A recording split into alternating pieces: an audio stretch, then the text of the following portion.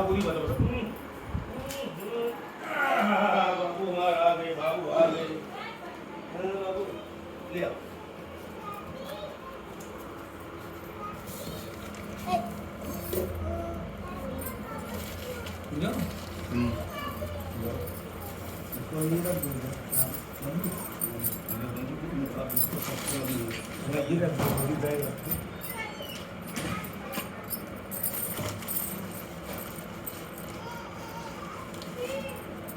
Bag रख दो मत करो लगा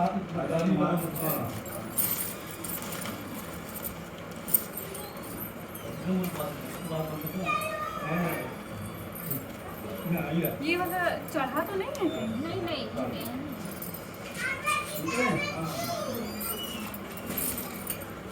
मेरे बेबी सूटकेस में है तो आप निकाल लाइए तो। अगर नया है तो फिर चढ़ा दीजिए फिर आप चढ़ा हुआ करेंगे।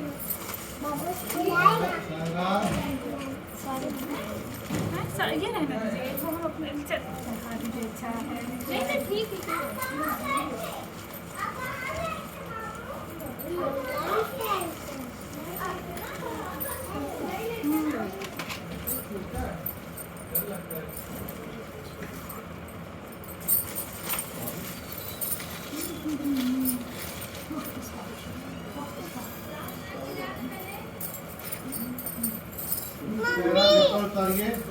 चप्पल इधर रखिए चप्पल इधर रखिए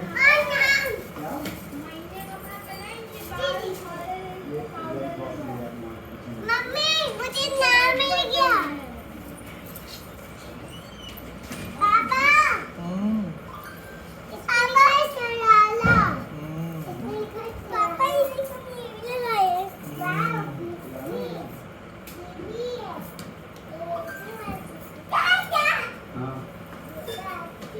मम्मी कहाँ है मम्मी को बोलिए धीरे धीरे ऊपर चढ़े ऊपर चलो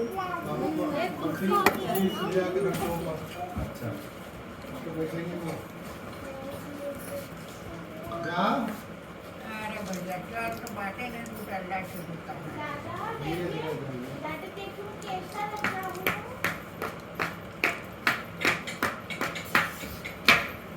सुंदर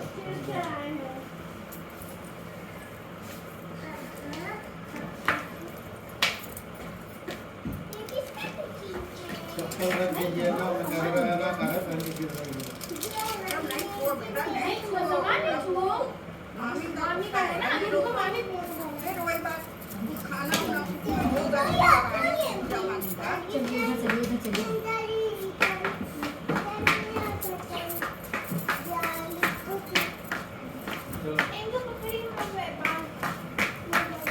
ऊपर तो वो बना हुआ वहीं बैठेंगे सब लोग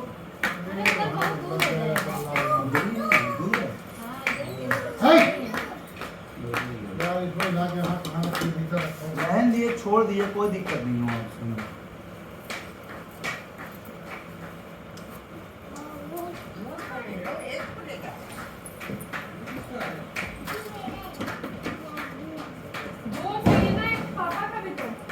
एक हमारा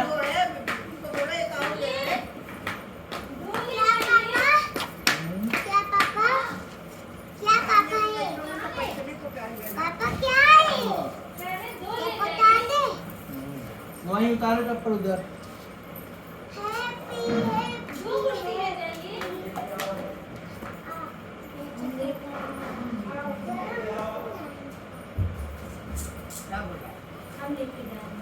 इसका चप्पल है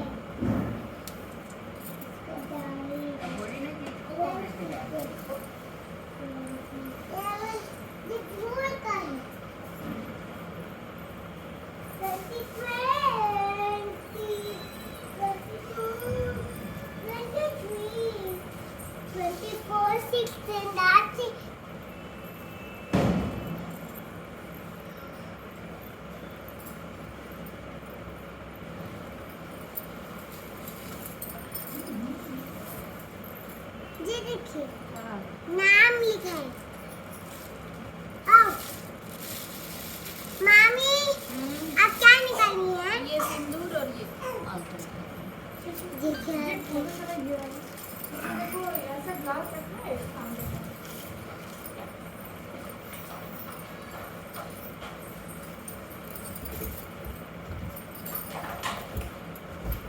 पूजा में गा दिया पूजा में जय माता चादर करो निकालने के घर और बिछा देंगे शशि कला के लिए। हम ज्यादा दो पापा ये वो छोटे छोटे उठोगे? हम कहाँ बैठे अभी अभी दादा ला रहे हैं, तुम उठो, इधर आओ, किनारे आओ। मम्मी के पीछे बैठ जाओ, मम्मी को आगे बैठने इधर दो। आओ बाबा। ना, इसे ना ना इस वाले में, इधर बैठ। ये यहाँ बैठ। मम्मी उठ गई पापा नहीं हम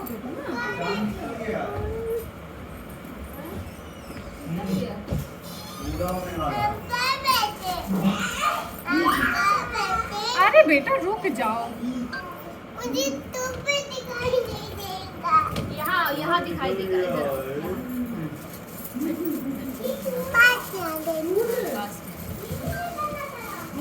ठीक है हाँ ठीक है।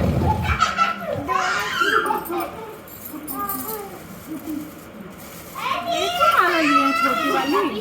हाँ वहीं पर ऊपर ही देखो, ऊपर ऊपर। नहीं है, दिख रहा है तो बंद कर दो। चलो ठीक है, कोई बात नहीं, बंद कर दो।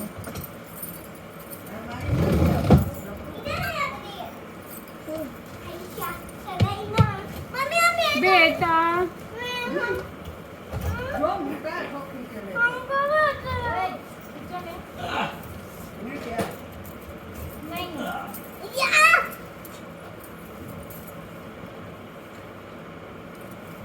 दोनों ठीक है दोनों ठीक है। फ्लावर एक और हाँ तो लोग जय माता जय माता। हम देंगे आपको जय दे दे दे दे दन दन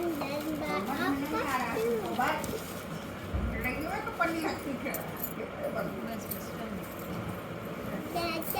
हाँ तो लपू लपू पीछे हो जाओ। ठीक है आए दादा इससे टीका लग रहा है। उधर किसको लपू, उधर किसको? मम्मी हम तो इधर नहीं बैठे तो यहीं पर बैठ जाओ। इधर आओ लपू, मम्मी तो उधर इधर आओ, चलिए इधर आओ, ऐसे मम्मी तो हाँ, ऐसे उधर ही।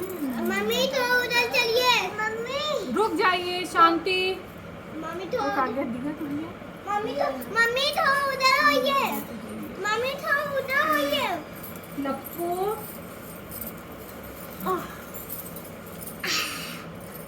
लपू चनाए एक और चादर ले आइए बेटा। अब आपको कंघी करने का टाइम मिल रहा है। देख रहे हो एकदम बच्चे बैठने नहीं दे रहे हैं। नहीं हम नहीं आएंगे इधर आ जाइए मेरे पास। नहीं मुझे नहीं दिखेगा वहाँ से अरे यहाँ साफ साफ दिख रहा है, बहुत अच्छा सा दिख रहा है। आ जाओ।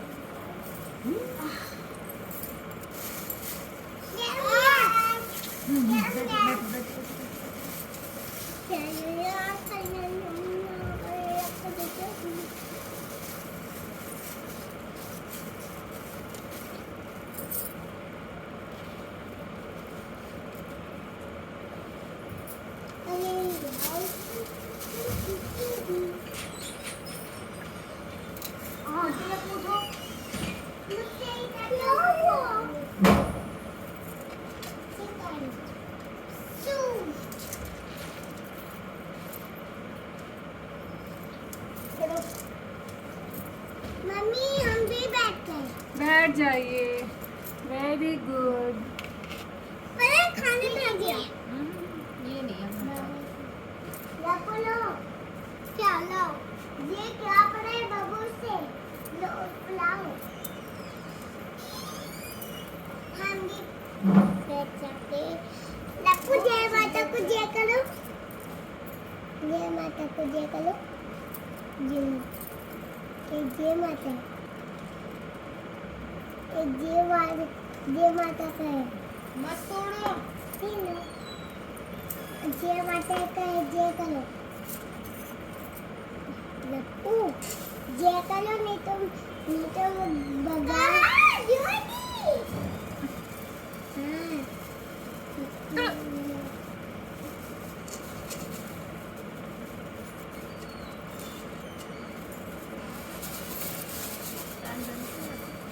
पीला वाला था ना दिया, कहाँ गया? चना वहाँ देखिए येलो वाला दिया रखा है, ला दीजिए।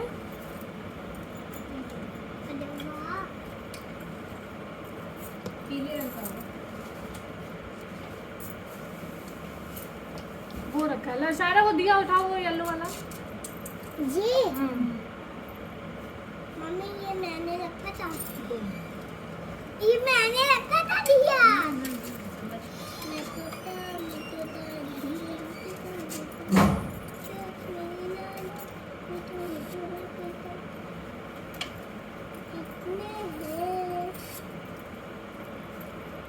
One, two, three, four.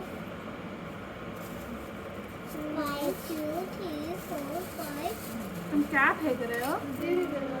मेरे हाथ से गया। 6 आया है। देखते हैं डंडे से 1, 2, 3, 4, 5, 6, 7, 8, 9, 10 आया। ये मैं 10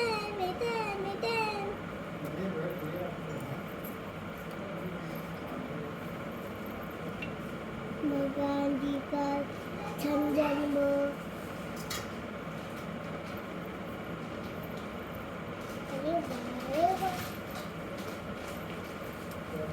आई सामने से हटो।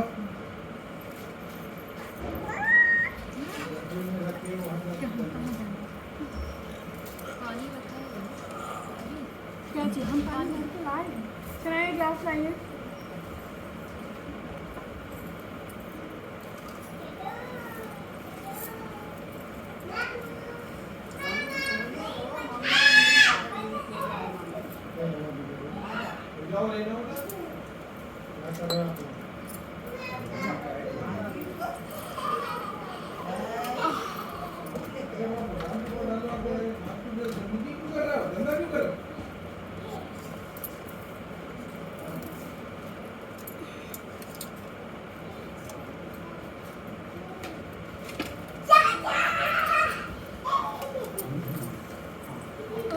तो बैठने में भी एकदम गड़े जा रहा है नोटिस। बुआ जी पीढ़ा दीजिए, पीढ़ा। चना देखो ऊपर है माचिस।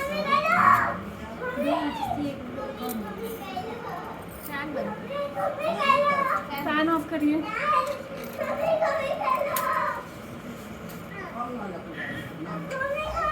अरे कोई भी पीढ़ा ले आइए, कोई तकिया ले आइए बैठने के लिए।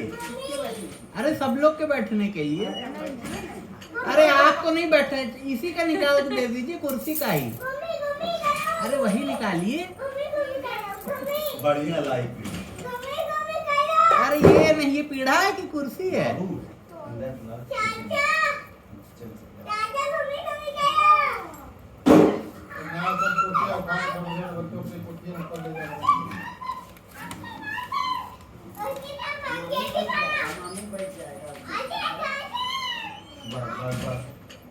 बस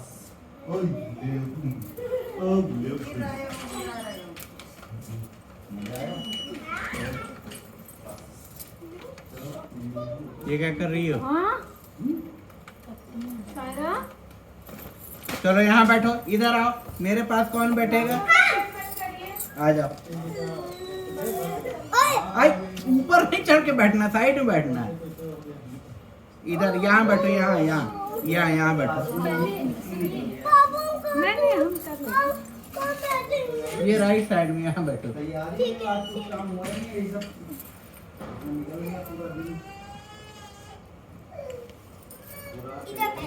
हाँ बस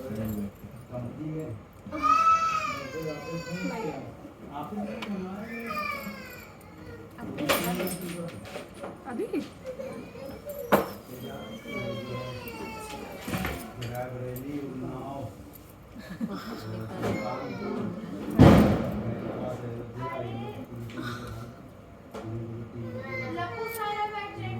वो नहीं करवा वही है, वो तो कोई फूल बेचने वाली है।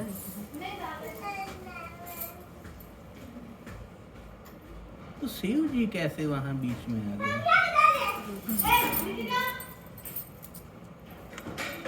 मैडम वो वाला हमें गड़बड़ कुछ लग रहा है। तो यहाँ कहाँ देखो, इधर शिव जी है नहीं। 51,000 रुपए की 6 बुकिंग हुई आज करवाए। बच्चे रो रहे हैं। हाँ बाबू बैठी हो गई सब चल रही है। हाँ चल आ गया। जल्दी बस से जाओ। क्या करें? हम तो मालिक है ना, हम तो मालिक है, हम परसेंटेज तो एसोसिएट को देना है ना, और क्या। भारतीय भी हम मालिक हैं पूरा, और लोग तो कोई मतलब थोड़ी है, दो लोग ओनर है, बाकी तो सब जो है परसेंटेज हैं।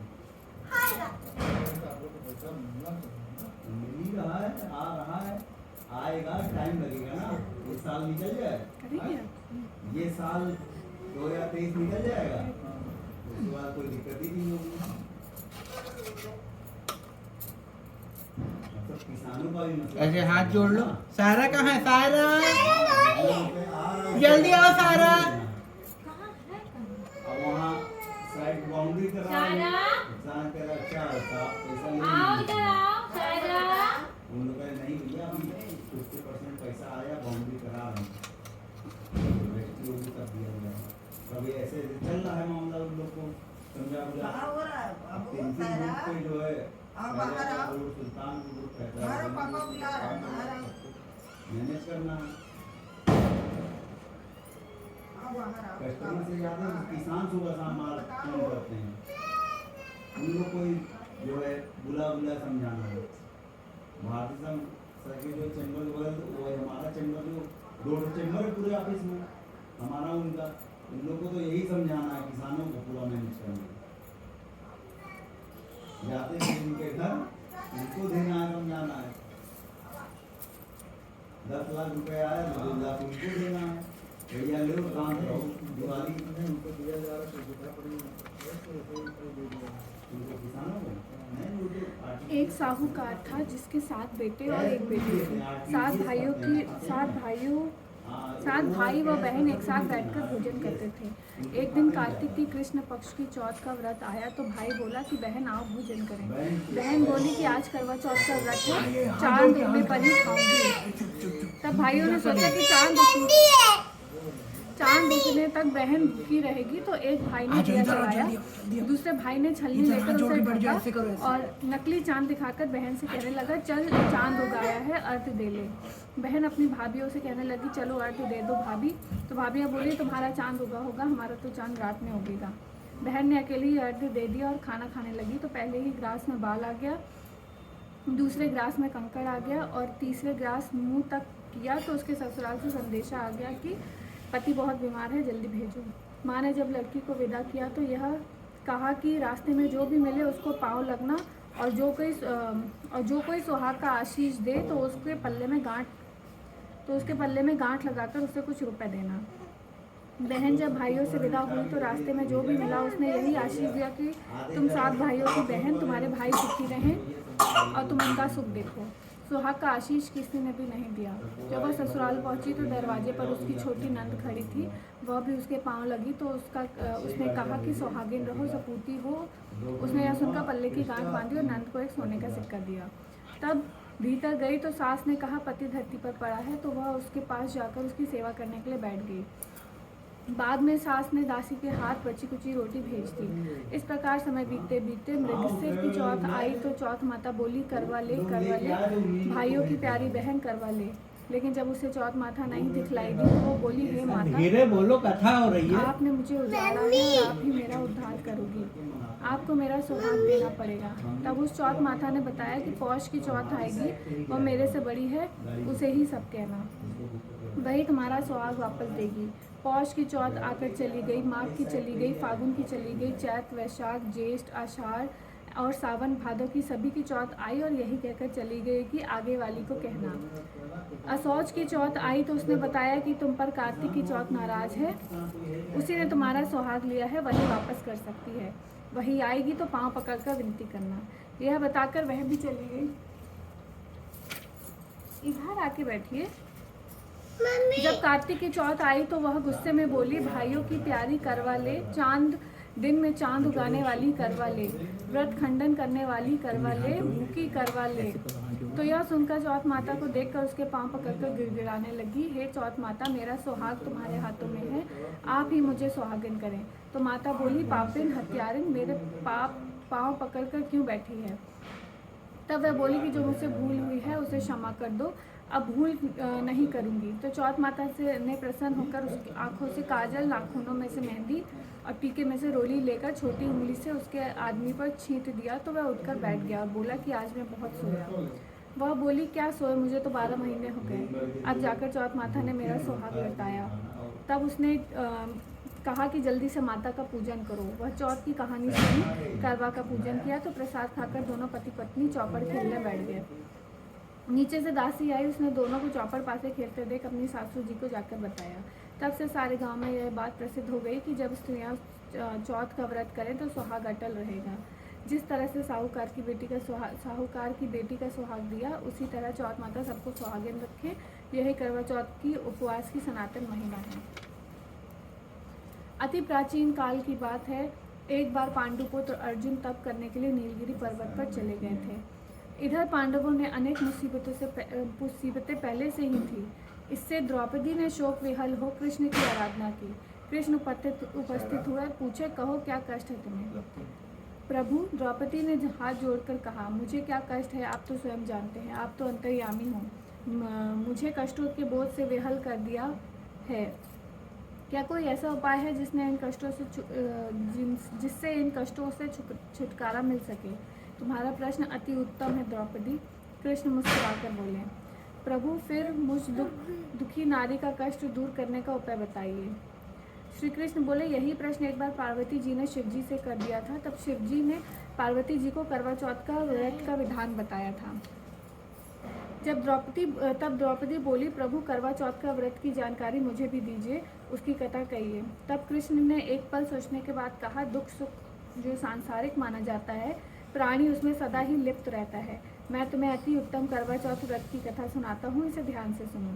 प्राचीन काल में गुणी, विद्वान, धर्मपरायण एक ब्राह्मण रहता था। उसके 4 पुत्र थे। गुणवती सुशील पुत्री थी। पुत्री ने विवाहित होकर चतुर्थी का व्रत किया, किंतु चंद्रोदय से पूर्व ही उसने क्षुधा ने बाध्य कर दिया। इससे उसके स्नेही भाई ने छल से पीपल की आड़ में कृत्रिम चंद्रमा बनाकर दिखा दिया। लड़की ने अर्घ्य दे भोजन कर लिया। भोजन करते ही उसके पति की हृदय गति बंद हो गई। इससे दुखी हो उसने अन्न जल त्याग दिया। उसी रात्रि में इंद्राणी भू विचरण करने आई। ब्राह्मण पुत्री से उसने अपने दुख का कारण पूछा। इंद्राणी ने बताया, तुम्हें करवा चौथ व्रत में चौथ दर्शन के पूर्व भोजन कर लेने से यह कष्ट मिला है। तब उस लड़की ने अंजलि बांधकर विनय की और इससे मुक्ति होने के उपाय इससे मुक्त होने का उपाय बताइए। इस पर इंद्राणी ने कहा, यदि तुम विधि पूर्वक अगली करवा चौथ का व्रत करो तो तुम्हारे पति पुनर्जीवित हो जाएंगे। कन्या ने ऐसा ही करने का वचन दिया। उसका पति स्वस्थ हो गया। इस पर उस कन्या ने वर्ष भर प्रत्येक चतुर्थी का व्रत किया और अनंत अखंड सुहाग प्राप्त किया। श्री कृष्ण ने कहा, हे द्रौपदी, यदि तुम इस व्रत को करोगी तो तुम्हारे भी सभी संकट टल जाएंगे। इस प्रकार द्रौपदी ने यह व्रत किया और पांडव सभी क्षेत्रों में विजयी हुए। इस प्रकार सौभाग्य, पुत्र पौत्रादिक और धन धान्य की इच्छुक स्त्रियों को यह व्रत विधि पूर्वक करना चाहिए। इससे व्रत में भगवान शंकर की आरती की जाती है। एक ब्राह्मण परिवार में 7 बहुएं थी। कथा के रक्षित एक ब्राह्मण परिवार में 7 बहुएं थी। इस तरफ 6 बहुओं के मायके वाले बहुत अमीर थे। इसी कारण ससुराल में उनका बड़ा मान था, परंतु छोटे के मायके में कोई न था। वह घर का सारा काम काज करती, सबकी सेवा करती, पर उसे कोई भी प्यार नहीं करता। सभी दूध काटते रहते। 30 त्योहारों पर जब उसके मायके से कोई ना आता तो वह बहुत दुखी होती। हर वर्ष इसी तरह इस वर्ष भी करवा चौथ का व्रत आया। अन्य बहुओं के मायके से उनके छोटे भाई करवा लेकर आए, पर छोटी के मायके से यदि कोई होता तो करवा लेकर आता। सास भी छोटी को ही खरी खोटी सुना रही थी। वह दुखी होकर घर से निकल पड़ी और जंगल में जाकर रोने लगी। एक नाग बहुत देर से उसका रोना सुनता रहा। अंत में वह अपने बिल से निकल आया तथा छोटी बहू से पूछने लगा, बेटी क्या बात है, तुम रो क्यों रही हो? छोटी बोली, आज करवा चौथ है और मेरा कोई भाई नहीं है। यदि मेरा कोई भाई होता तो आज ज़रूर करवा लेकर आता। नाग को छोटी बहू पे दया आ गई। भाई करवा लेके आते हैं। नाग ने कहा, बेटी तुम घर चलो, मैं अभी करवा लेकर आता हूँ। थोड़ी देर बाद नाग बहू की ससुराल पहुँचा। ससुराल वाले इतना सामान देखकर चकित हो गए। सास भी प्रसन्न हो गई। सास ने प्रसन्न मन से छोटी बहू को नाग देवता के साथ भेज दिया। नाग देवता ने छोटी बहू को अपना सारा महल दिखाया और कहा, जितने दिन चाहो आराम से रहो, मन चाहा खाओ, मन चाहा पहनो, पर एक बात का याद रखना, सामने रखी नाद कभी मत खोलना। छोटी बहू सारा समय महल में आराम से काटती, पर नाद के बारे में उसकी उत्सुकता बढ़ती जाती। एक दिन जब घर में कोई ना था तो उसने नाद को उठाकर देखा तो हजारों छोटे छोटे सांप के बच्चे इधर उधर रेंगने लगे। उसने जल्दी ही नाद ढक दी। जल्दी में एक सांप की पूंछ नाद के नीचे आकर कट गई। शाम को नाग के आने पर छोटी बहू ने अपनी गलती स्वीकार कर ली। नाग ने भी उसे क्षमा कर दिया। अब जब छोटी बहू ने ससुराल जाने की इच्छा की तो उसे धन रत्न आदि देकर विदा किया। छोटी बहू के ससुराल में अब उसकी बड़ी इज्जत होने लगी। जिस सांप की पूंछ कटी थी उसे सभी बंडा कहकर तंग करते थे। एक दिन उसने अपनी माँ से पूछा कि मेरी पूंछ कैसे कटी है। माँ ने कहा, छोटी बहू के नाद उठाने और जल्दी में रखने में तुम्हारी पूंछ कटी है। वह बोला कि मैं छोटी बहू से बदला लूँगा। माँ के बहुत समझाने पर भी वह एक दिन चुपचाप छोटी बहू के घर जा छुपा और मौका पाकर उसे काटने की सोचने लगा। वहाँ छोटी बहू और उसकी सास में किसी बात पे बहस हो रही थी तो छोटी बहू कसम खाकर कह रही थी कि मैंने ऐसा नहीं किया। वह कह रही थी कि मुझे बंडा भैया से प्यारा कोई नहीं है, उन्हीं की कसम खाकर कहती हूँ मैंने ऐसा नहीं किया। बंडा भाई ने जब ये सुना तो सोचने लगा, जो मुझसे इतना प्यार करती है मैं उसी को काटने आया हूँ। वह चुपचाप घर चला गया। माँ ने पूछा, ले आया बहन से बदला? वह कहने लगा, माँ बहन से कैसा बदला। तभी से बंडा भाई और छोटी बहन हुए। भाई प्रतिवर्ष चौथ के दिन करवा लेकर जाता है और बहन बड़े प्यार से करवा चौथ का व्रत करती है। प्राचीन काल में करवा नाम की एक पतिव्रता स्त्री अपने पति के साथ नदी किनारे गांव में रहती थी। कार्तिक मास के कृष्ण पक्ष की चतुर्थी के दिन उसके पति नदी में स्नान करने के लिए गया। स्नान करते समय एक मगरमच्छ ने उसका पैर पकड़ लिया। वह करवा करवा नाम लेकर जोर जोर से अपनी पत्नी को पुकारने लगा। उसकी आवाज़ सुनकर उसकी पत्नी दौड़ कर आई और उस मगर को कच्चे धागे में बांध दिया। मगर को बांधकर वह यमराज के यहाँ पहुंची और यमराज से बोली, भगवान मगरमच्छ ने मेरे पति का पैर पकड़ लिया है, अतः पैर पकड़ने के अपराध में मैं अपने बल से उस मगरमच्छ को नरक में ले जाऊँ। यमराज ने कहा, अभी मगरमच्छ की आयु शेष है, अतः मैं उसे नहीं मार सकता। इस पर करवा ने कहा, यदि आप ऐसा नहीं करोगे तो मैं आपको श्राप देकर नष्ट कर दूंगी। यह सुनकर यमराज डर गया। उस पतिव्रता स्त्री करवा के साथ जाकर मगरमच्छ को उन्होंने यमपुरी भेज दिया और करवा के पति को दीर्घायु प्रदान की। उसी दिन से करवा चौथ मनाई जाती है और सुहागिन स्त्रियों के द्वारा व्रत रखा जाता है। हे करवा माता, जैसे तुमने अपने पति की रक्षा की है वैसे सब पतियों की रक्षा करना।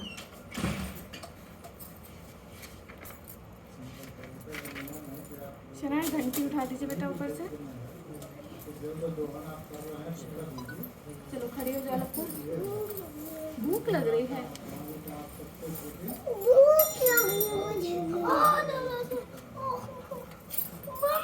हाँ, हम क्या कर रहे हैं?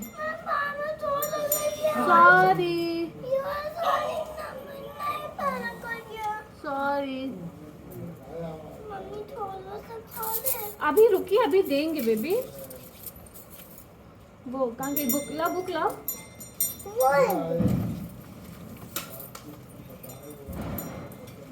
बंद कर दो। मुझे लाओ। मम्मी बुक रुक जाओ बेटा। मम्मी बुक दे दो। भूख लग रही है। वहाँ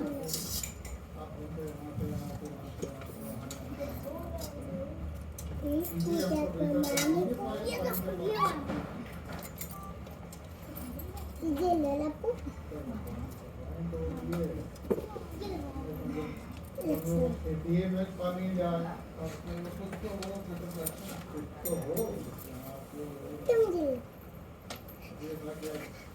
अब पढ़ाई नहीं करना, अब बेचारा भूख लगी तो खाओ। ला बुक तो दो।